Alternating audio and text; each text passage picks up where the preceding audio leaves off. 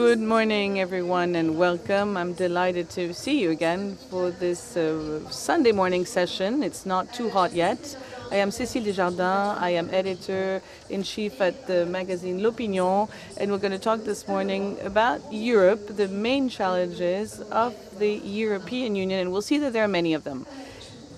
I would like to introduce you our speakers. We have a beautiful panel this morning. Catherine Luboszewski, who's the coordinator of the session. She's a professor at the Paris University and member of the Cercle des Économistes. Next to you, Catherine, there is Pierre Lévy, who's a French ambassador to Russia since the beginning of 2021. So we'll say that he's the heart at the geopolitical issues. Next to him, Tiago Antunes, Secretary of State for European Affairs for the Prime Minister of Portugal. Pierre-André de Chalendar, you are CEO of Saint-Gobain.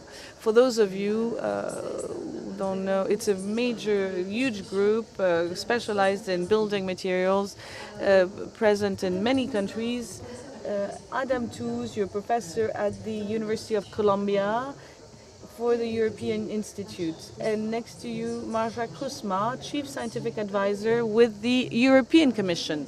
Welcome to all of you. Catherine, I will leave you the difficult role to set the debate. I said that there are many challenges. Why is this roundtable so important this morning?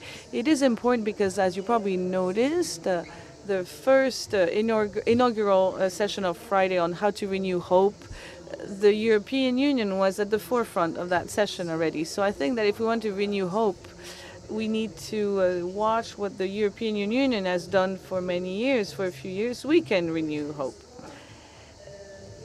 And we see that with not so much with the emergence of concepts that are really important at the moment, sovereignty and strategic importance. There are concepts that are difficult to explain and define, but these concepts matter because they cannot be applicable to European countries taken individually. An individual European country, even among the biggest one, weighs less economically than some multinational companies. So they don't stand their chance by themselves. And you see how union can bring strength. So starting with this idea that the sovereignty or strategic autonomy can only be constructed at the European level, we understand that the member states of the European Union have to give up on some of their sovereignty, and that is very tricky. However, it happened. We see that we can have hope, and particularly because of the crisis that shook Europe and the world, and because of those crises, we could see that Europe has had to intervene in some fields that before would be the prerogative among the individual prerogatives of the countries. We can also see how Europe was creative with after the Ukraine war. We saw that the Europe of defense is making progress, and also to overcome the neutrality of some countries that are a member of the Union, Europe has created the European Facility for Peace. So we can see how Europe manages to combine all these different opinions, these cultural differences between countries. So this topic is also of the union as a strength, is a fundamental one because it is part of a very brutal confrontation between three major geopolitical blocs, which are, of course, the United States, Europe, and then China or the BRICS, depending on how we think. And we can see that it's a fairly brutal confrontation. China is restricting the access to metals that are important for decarbonization. How do we do? Because, we don't produce a lot of these rare metals. It is a fundamental topic because it is also part of a new political environment with the rise of populism within European countries. And because we're talking about enlarging the European Union, if we accept more countries with even more differences, cultural differences, is this enlargement not going to be a factor of, not an additional factor of disagreement within the Union? There are many questions that we can ask and raise. I had prepared way too many. Some questions are about the political, the energy policy. We can see that the Union managed to secure the energy supply following the war in Ukraine. So the European Union did a great job on that front, but we cannot agree on the fixing of the price of electricity, which is fundamental because each country has its own peculiarities with its energy production. The last point, maybe, that I would like to raise is, can we hope that the EU become more proactive than reactive? That would be the little glimpse of hope that I would like to add to the debate. We could see that the EU has completely changed its way of reasoning towards the competition laws and many other things. But can it not become a bit more proactive rather than progressing, advancing only when hit by a crisis? Thank you very much, Catherine. You asked a lot of questions. I don't know if we'll be able to take them all, but it surely gives us a good way to start. And I'd like to go around the table, and I would start from the basis of our title, the title of this roundtable, Europe, Strengths, Union as a Strength. There's no question mark at the end of the title. Maybe we should put one, or at least I'm asking it to you as a question, in the form of a question. Today, is Europe a strength? Pierre Lévy, of course, I'd like to start with you because you're really at the heart of the geopolitical challenges from Moscow. So what is your take on that? First of all, thank you for having invited me. I think there's a great spirit in these meetings at Aix under this theme of renewing hope, and I would not like to spoil this spirit of hope. And the organizers took a major risk by inviting me, so I'm thanking them for them. This was a joke. More seriously, I'd like to make a first remark. I'd like to analyze the situation of Europe and the challenges that it's facing, looking through the angle of the Ukraine war. We need to remember that it's on 24th February 2022. For me, it's a telluric date, like 1945, or 1991. So this is the war it's a crisis that will last for a long time. It's a war in Europe, but with the effect that go way beyond Europe. In the management of this confrontation, as you said, Union is a strength. It is even the first imperative. We had many surprises since the beginning of this special operation, to use the official title used by Russia. The first surprise is that Europe has shown a lot of unity. As of March 2022, there's been a European Council that identified, under the French presidency, identified the policy to support Ukraine. There are about maybe 90 billion euros of help for Ukraine. There's some sanctions that have been taken unanimously, so a lot has been done. And I would say that this unity is even more remarkable because the relationship to Russia has been, for a while, one of the most polarizing topics in Europe, for all the reasons, the geopolitical reasons that we know. I was in Prague, I was in Warsaw. I can measure the meaning that Russia has from Tallinn or from Lisbon. And that's what makes one of the vulnerabilities of Europe, but also one of its strengths. And I think among the debate we'll have a chance to discuss this further. So we have managed since 2014 to go over those differences.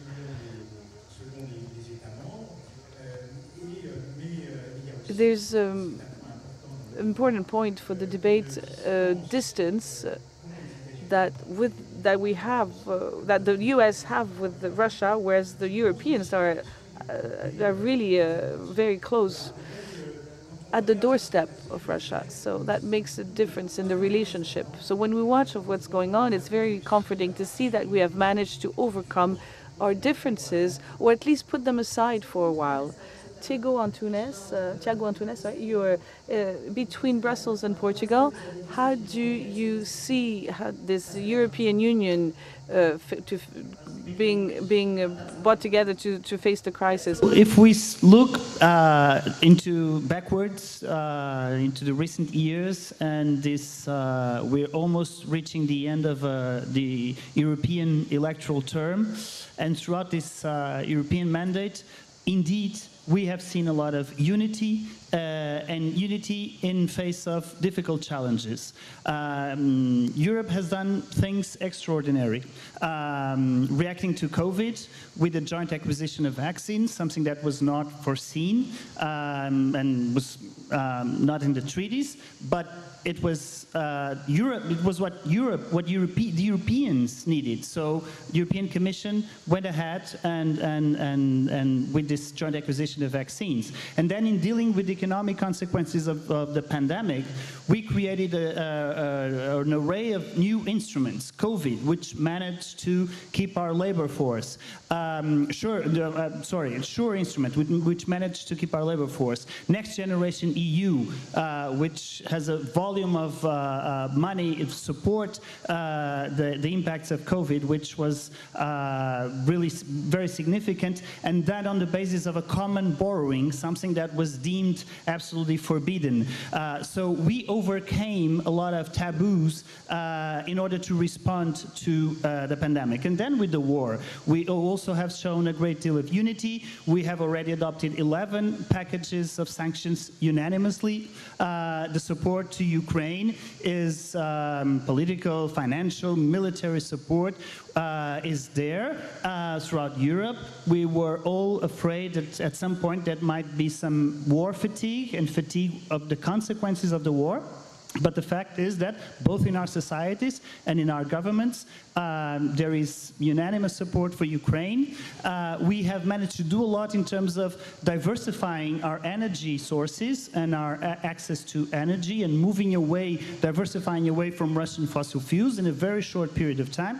So we have done things which are really formidable, and we have shown a great deal of unity. So drawing from the lessons of these recent years, I think it's correct that there's no question mark. Indeed, union is a strength, and the European Union has shown this strength, and it has acted in a united fashion to face unforeseen crisis, and this is what Europe is all about. It's about facing crisis and facing them together, and really we have had some significant examples of that. Pierre-André de Chalandard, qu'en pensent les entreprises? Pierre-André de Chalandard, what do companies think about it? Is the union helping companies? So on an economic front, it depends on the topics. On the climate front, I believe that clearly Europe has shown its unity, and it's a strength. The Fit for 55 package makes Europe the place in the world where we are the most advanced, we're leaders. Of course, there are a few disagreements here and there between countries. There's some disagreements among the member states, but these packages that were adopted have given provided a lot of strengths. And I think that the European Union speaks with one voice. It is quite obvious, and that brings us strength. Let's not forget that sometimes we have a tendency to forget that Europe is ahead. It's 7% of the worldwide emissions, so we're not capable to embark all the other countries with us. And I think that we need to we don't need to be constantly feeling guilty, because we are really ahead on that. If we take another important notion today, which is the notion of industrial power, are we united as an industrial power? This is much less obvious. This is work in progress, as I would say in English. The historic vision of the Commission is focused on competition and on the interest of the consumers. So it kind of contradicts the idea of an industrial power. And this vision still influences the way we see things in the European Union. We have a big market.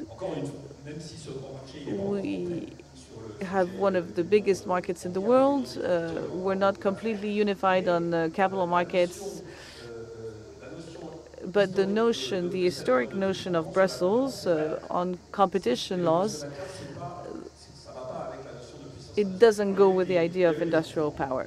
I think there's been some changes, the triple crisis, the health crisis, the energy crisis, and the Ukraine crisis, and the rise of the rivalry between Russia and the United States have clearly helped things to change. The notion of industrial policy doesn't sound like a bad word anymore. So we have made progress on that front.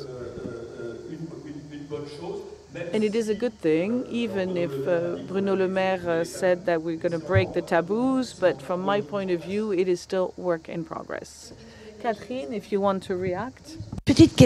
Yes, I had a small questions on reindustrialization. We know that it is fundamental. We have the impression that countries deal with that in a scattered way, individually, because we're being announced proudly at the summit that foreign capitals in France have increased, that foreign investments have increased, all is well.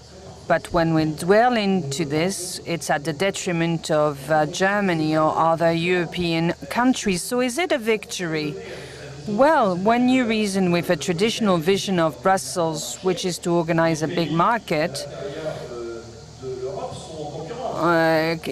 countries inside Europe are competing against one another. The reality is that with the US and the geopolitical change, we have to change things. It's not totally the case. But you've talked about energy policy. We've made some progress, but we're not there yet. You're British. You've been talking for the US. Can you give us a few words on European finance? This was mentioned by Pierre-André this morning. Also expressing my gratitude for the invitation to be here. And to reassure you also that though I am indeed born in Britain and live and work in the US, I grew up in Germany, so I'm a broken-hearted European with the wrong passport. And I want to emphasize that in particular because I want to put the question mark back. I think we have to put the question mark back for 4 reasons, really, very, very briefly. First, that though I agree with the Minister, Europe in the last 3 years has succeeded in not failing. It was expected to fail, and with good reason.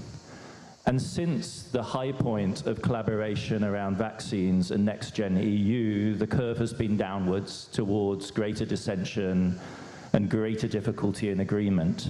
And that's point number 1. Point number 2 is that Europe remains overshadowed by the legacies of the Eurozone crisis, where the constraining framework of European finance was not a strength, but essentially a means of slowly strangulating growth in southern Europe, and the youth, the young people of Spain, Italy, and indeed of France as well, of Portugal, have a story to tell about that. So there is a declining ability to act now. There is a bad history from the point of view of somebody interested in ever closer union. Thirdly, I think the question mark can also be there in the sense of why is Europe not closer to its potential? Because if it's true that Europe is only responsible for 7% of CO2 emissions, Europe could be the rival to the dollar as the only viable other reserve currency, and it is not, because it chooses not to be, because it chooses only to issue a very limited amount of joint debt. And that's the fourth reason, I think, why we need to put a question mark at the end, which is that ultimately, though we're here in a meeting of economists, it's perfectly obvious that these choices are political. Political both in the macroscopic sense of whether or not you have a vision, but all the way down to the level of the composition of the German coalition government in the current moment and the way in which Finance Minister Lindner chooses to position himself or not position himself on the European fiscal rules for entirely local political reasons. And there's nothing wrong with that. That's what democracy actually consists of. But if Europe prides itself in being a democracy, there's always going to be a question mark there. And the job and the work of convincing Europeans to act together and be strong together has to be done over and over and over again. And that's why that question mark is healthy, I think. It's not a bad thing that it's there. This is not a matter of structural economic determination. This is something about a community choosing to act together. And right now, I have to say, I don't know how optimistic I am about that. Marsha Kresma, vous êtes spécialiste des... You are a specialist of scientific subjects and crisis management with this double prism. What is your analysis?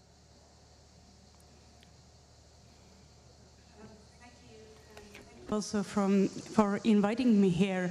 A scientist looks crisis as looking at common features, which is good because although all the crises are different from each other, there's still something in common so we can learn.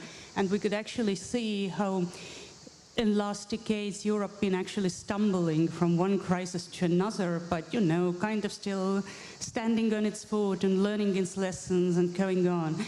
And somehow the crises are also different from each other. I think where we are in a different place from Corona crisis is, as already Pierre was mentioning, is much more polarizing. Why? Because it's much more value-based than Corona crisis. Why? Because, for example, coronavirus didn't say to us that I'm gonna declare war to these degenerate Nazis in the West who cannot get their act together anyway, right? And nobody thought that, oh, maybe we should go and negotiate with the coronavirus. Maybe it becomes better if we talk to it, or maybe it's still okay to do some trade with the coronavirus. And if it keeps the yachts in our harbors and money in our banks, so why not? So you could see that we are more tested at this moment to have a clear stand where the European solidarity is. And if we come to the next lurking crisis of climate change, it's again a little bit different. The bad news is that it is not going to disappear tomorrow, even if we start act today. There's so much heat already captured in the oceans of the planet that just absorbs this, just to release this heat takes 30 years, even if we stop emitting any greenhouse gases today. So we're going to live a very long time with the consequences with it. And I would still also, as Adam keeps a question mark, exactly for that reason. Every crisis is a little bit different, and it all depends on whether we are capable of learning lessons from the previous one and applying it to the next one, which we might even not know is what is this going to be. Alors, si je résume, on est un peu au milieu de... So, if we sum up, I would like to each of you, what is your specialty, your specific expertise? What is the biggest challenge according to you? The timer is broken, so we're fine with being ahead of time or lagging behind. We don't care anymore. It's up to you first. So, the biggest challenge, as far as I'm concerned, for Europe is to reconcile the economic challenges with competitiveness. We're doing well on the climate change front, but in terms of competition, we've been suffering from the war in Ukraine and the energy supply chain front. And we're the only area in the world where we continue to vouch for free trade. So indeed, it's very efficient. When we forget economic theories, it's also good to fight against inflation, but free trade only works if we are not the only ones to want free trade. And this is no longer the case. So, what kind of problem do we face in Europe? We have our commitments in terms of fighting against climate change, and we do so with taxes and regulations. Normally, we should wrap it up with some free trade. In our economic theory, that should be the carbon tax, and I was part of those that were very much in favor on paper for carbon tax. But when we implemented it with the transborder carbon adjustment regulation, we had something that was inoperative, and that led to the relinquishment of huge segments of European industry. The car industry is the embodiment of this. This was driven by climate, and we had a huge tsunami of Chinese cars right now. The Americans, they reconciled climate and competitiveness with the Inflation Reduction Act, that is supported also by the WTO, and the President Biden said it clearly yesterday, and then the others interpret the WTO rules in their own way in China. So we have to reconcile both.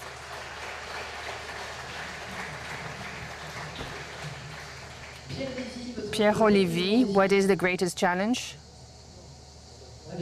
With the mic, it's better.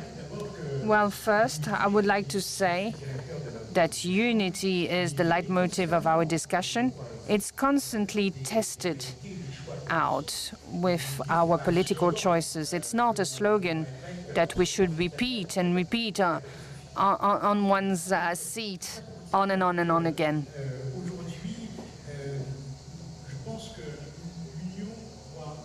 I think that unity should be facing a combination of challenges, and I see 4 of them. First of all, we should resist the war and doing everything we can to restore European peace and stability in the world. Secondly,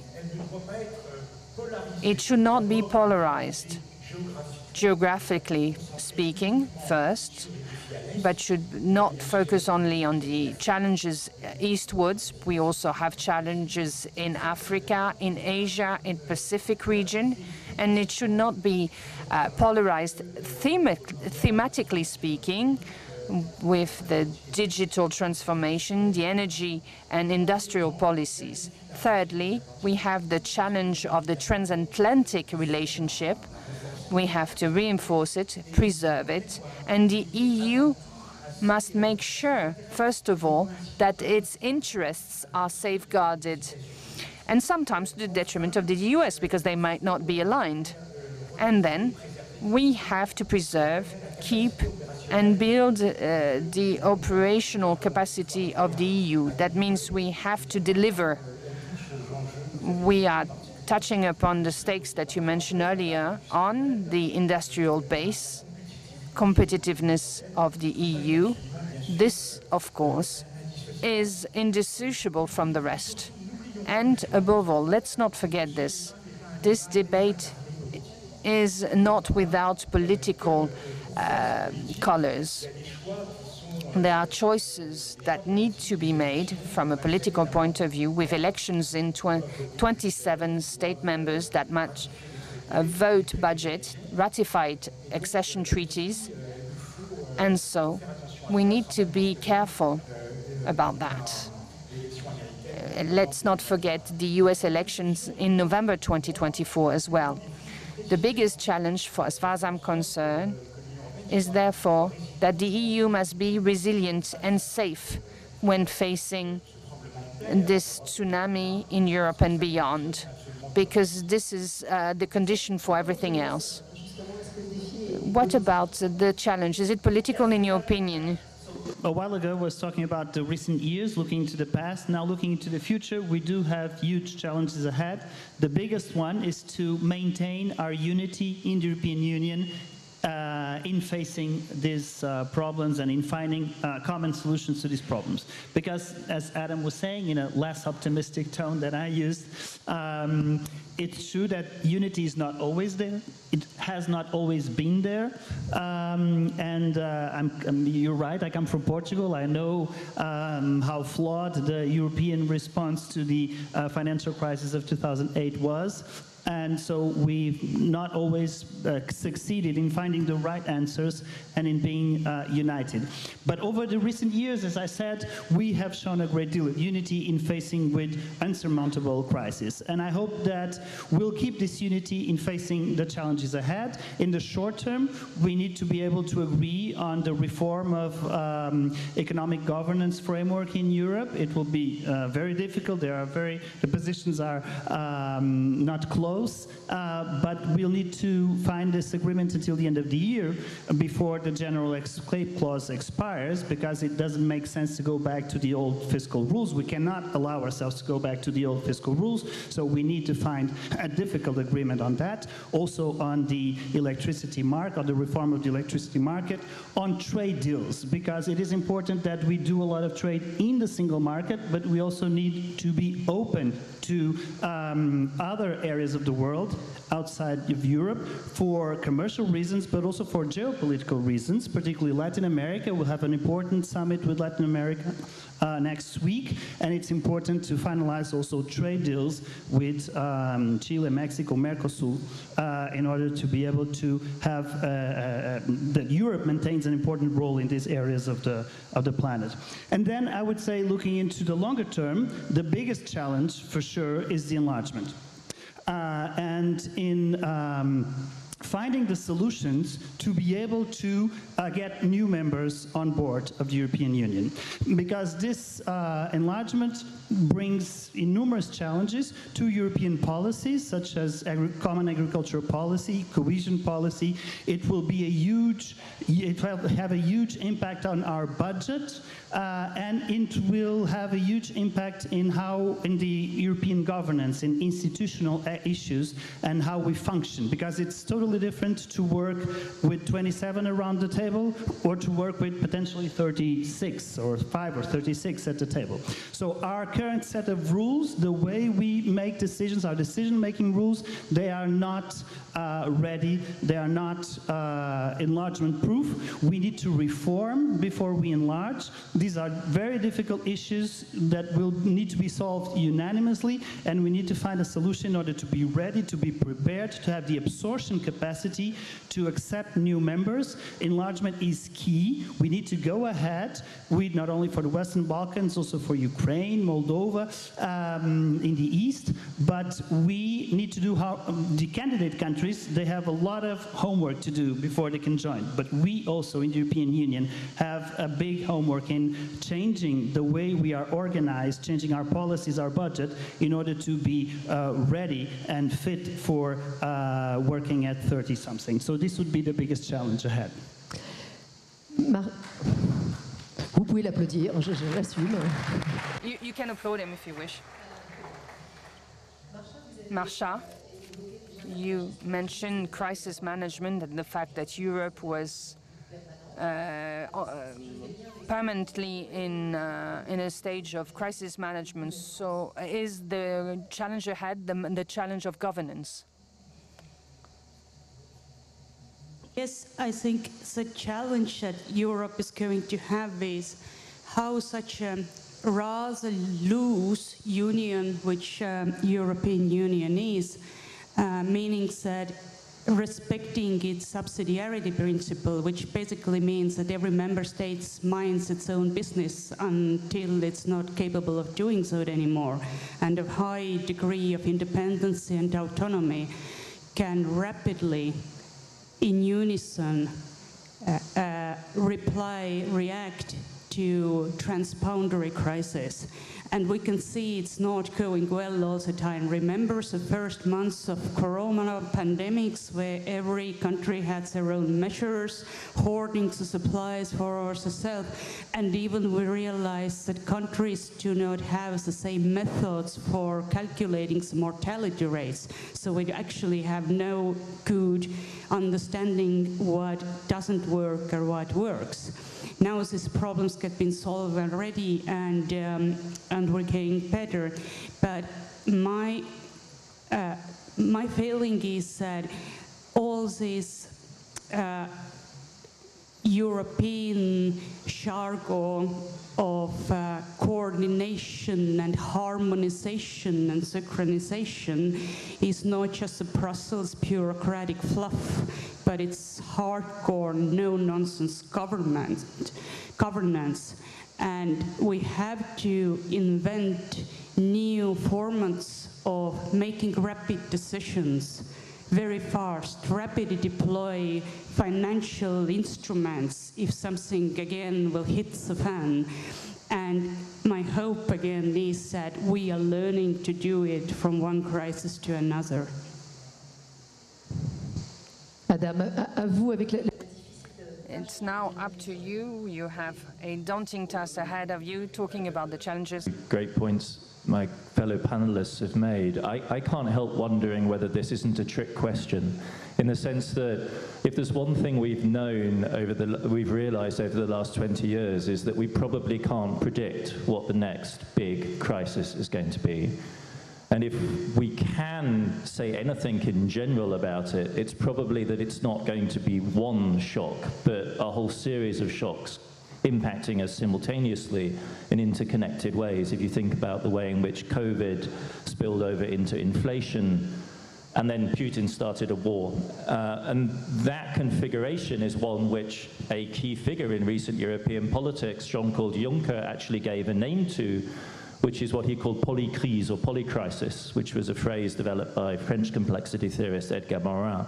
And I think in a sense it's the dawning realization that that's the future, which then puts a premium on all of these other issues, the ability to rapidly respond to complex new events, the need for unity. What sits behind that is some very heavy-duty politics about how you agree and allocate resources, but also tough governance.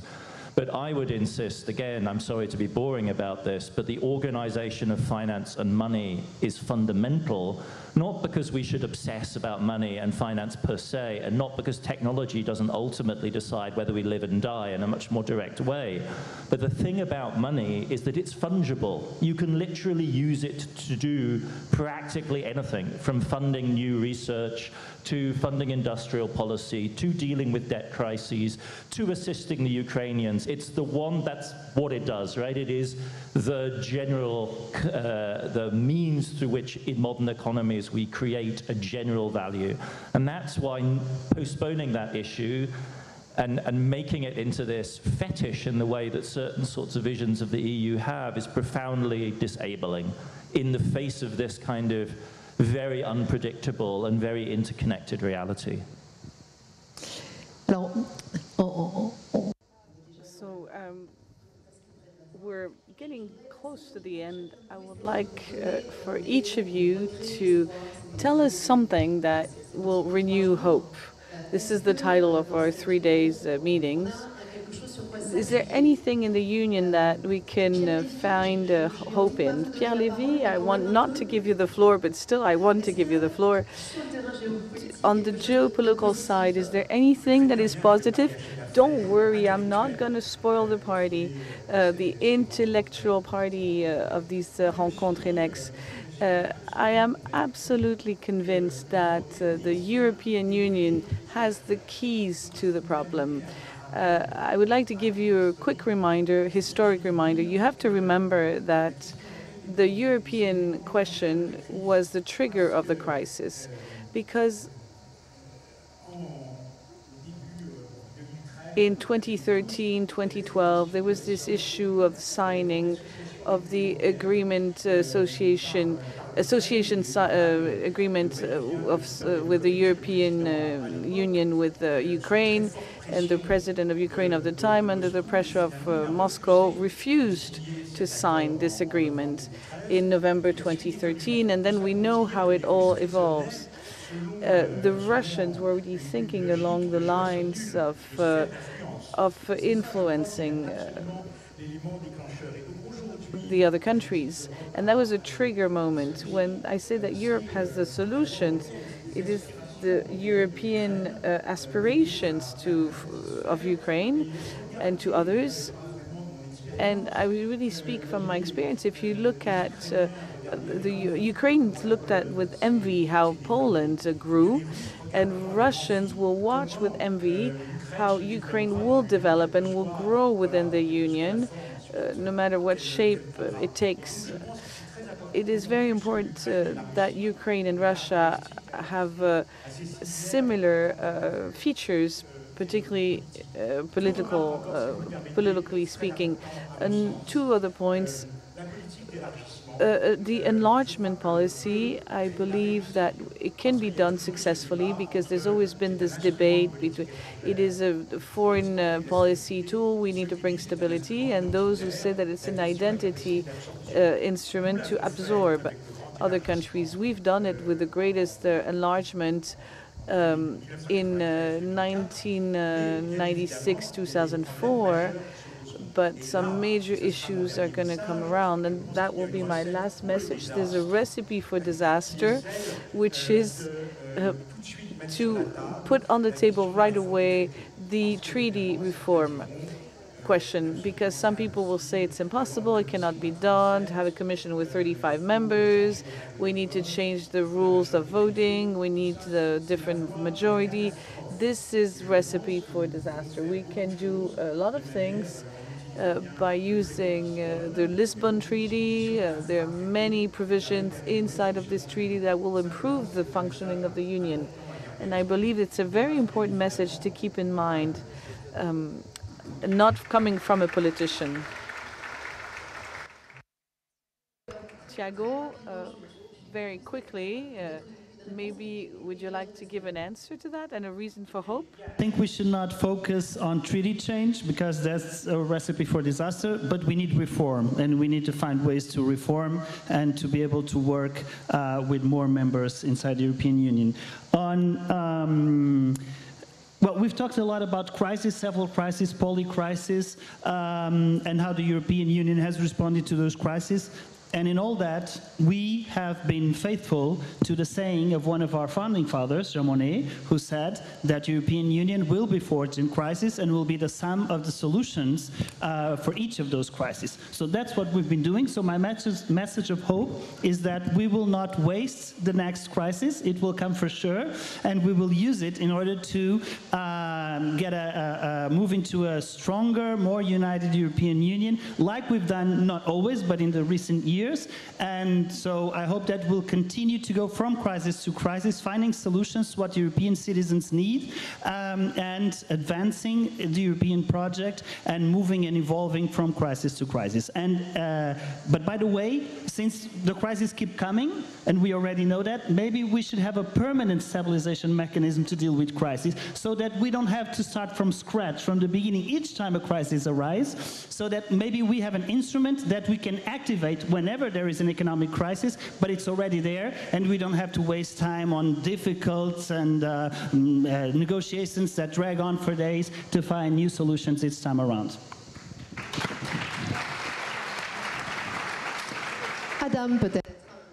Adam, what is your reason for hope? Or the European project that would give us reason for hope? Just following on from what was just said, the single most inspiring thing about Europe is it's still here. It's still here, and it's so good. I mean, this may be a banal point to make, but it is very important, I think, that Europeans realize what an extraordinary privilege it is to have an EU passport And there are literally millions of people on Europe's borders risking their lives every day, hoping to access not just the benefits and the privileges of life here, but also the forms of active citizenship and engagement that life in the EU makes possible. I travel like all over the United States. There is, I do not think, a single community in the United States which offers the kind of quality of life that just this one town in France offers its citizens. And you could replicate this across Eastern and Western and Northern and Southern Europe. Europe remains an incredible laboratory in the improvement of the human condition and of the way in which societies can live together, prioritizing a wide range of concerns, including welfare. There is no counterpart to the European welfare state anywhere else on the planet, full stop. And preserving that and developing that should be the central objective of the EU. Pierre-André, the economic point of view. I'm going to rephrase what was said before. If Europe moves forward because of the crisis, well, we're surely going to make progress. This is a reason for hope. On an economical point of view, the challenge that I showed, I have four avenues. We need to do what Americans tell us to do with the IRA. Either we get into more debt than they do, but we don't have dollars, so we need to protect ourselves. Second thing, we need more innovation in Europe. We're lagging behind. We need to go back on innovation. Third pillar, it's a topic that we didn't discuss yet, but it solves a lot of other subjects. We need more subsidiarity, the energy mix, more complementarity. It applies to any major organization. It is the case as well in France and in Europe. And also we need to try to have a better narrative on the decarbonization, to valorize with everyone what Europe is doing and to have a story that is more positive. I think with all that, that brings a lot of factors for optimism.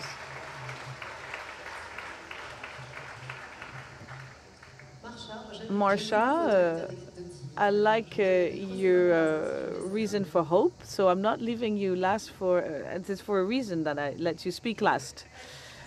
Reasons for hope. First of all, that crises are always value-based, and they always make us think about why are we here and what are we fighting for and what do we have in common. So if there's something good with this horrible war, then it is that a common enemy is something that is a uniting factor.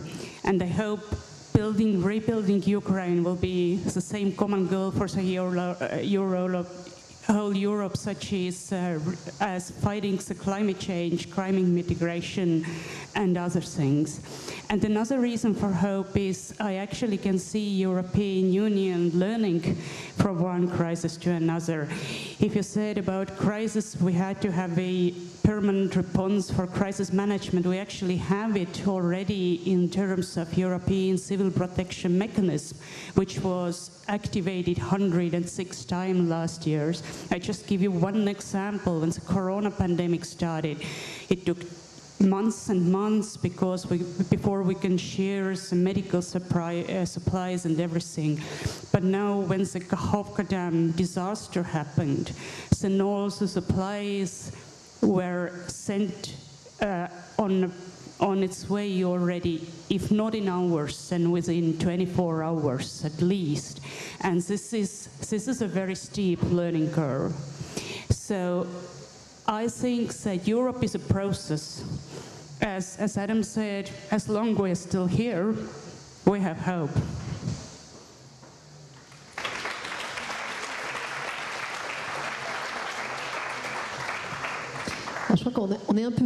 I think we don't have time for questions. Maybe I can take one question. Gentleman was the first one to raise his hand.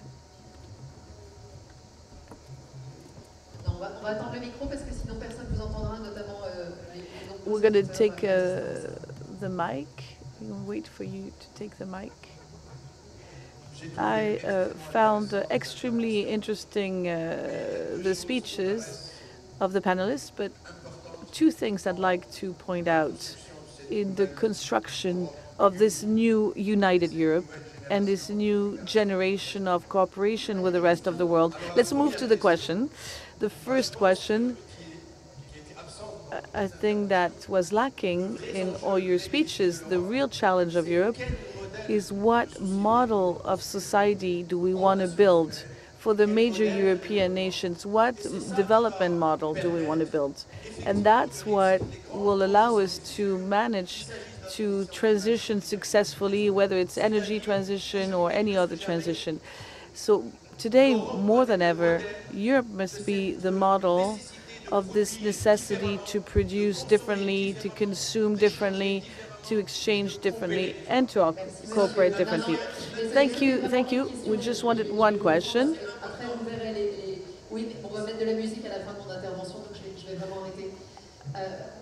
So, does some of you want to answer on that question on the model? Catherine? No, yes and no. Pierre-André can give us a quick answer. I think it was said already. Europe is the best model, so we just have to be proud of it. We have to defend our values, we have to own them, and we have to be proud of what we do in Europe. I think that's very clear.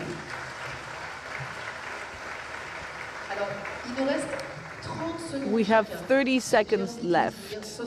So except for Catherine, who will have a little more, if there's one thing that you like to retain from this round table, what is your takeaway? Pierre, one sentence. I think we live a huge stress,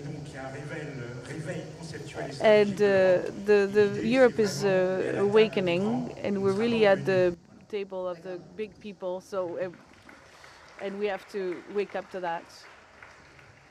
The biggest challenge in order to prepare, to design and think of the future of Europe and how it will be organized, I think we'll have to face the issue of differentiation. We'll have more member states, more diverse member states wanting different things with different aspirations and prospects for the future of Europe. Some, as is the case of Portugal, want to integrate more. Some maybe want to renationalize some policies. So we'll have to accept that in the future, probably the European Union will be more diverse, more differentiated, more flexible, and we'll have to accept flexibility as one of our levers and one of our strengths for the future.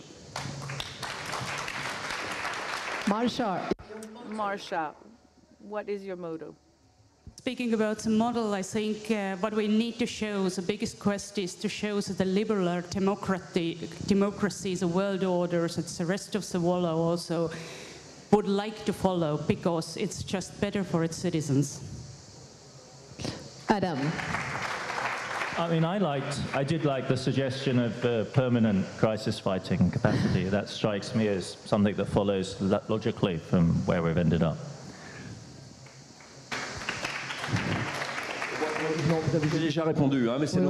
I already answered, it's our values. Catherine, now you have the floor. You've heard a lot, so it's difficult to recap everything. All your conclusions were wonderful and full of hope. I feel that if I had the beautiful voice of my friend Anne Perrault, I could have sang you a little song on a theme that is fundamental, which is money, money, but I will refrain from singing. So I'm going to spoil a little bit your hope. Is we're going to have to solve the issues of financing. We're going to have to give each other the means to do that, and we have to borrow together as well. It's going to take a while. We can see that we're renegotiating the Stability Pact, but there's always the same criteria of percentages that are obsolete. So I think we need to dig deeper into that. And there's a second aspect that was mentioned already, but Mr. Ambassador said it. It's the supremacy of politicians over economists. So if we cannot protect our common values in Europe, particularly the values of democracy, if we let populism rise, we will not be able to do anything any longer. The economies will not work, and the European Union will not progress. So we need to really defend democratic values. Thank you very much to all of you, and we will let you go. Thank you very much.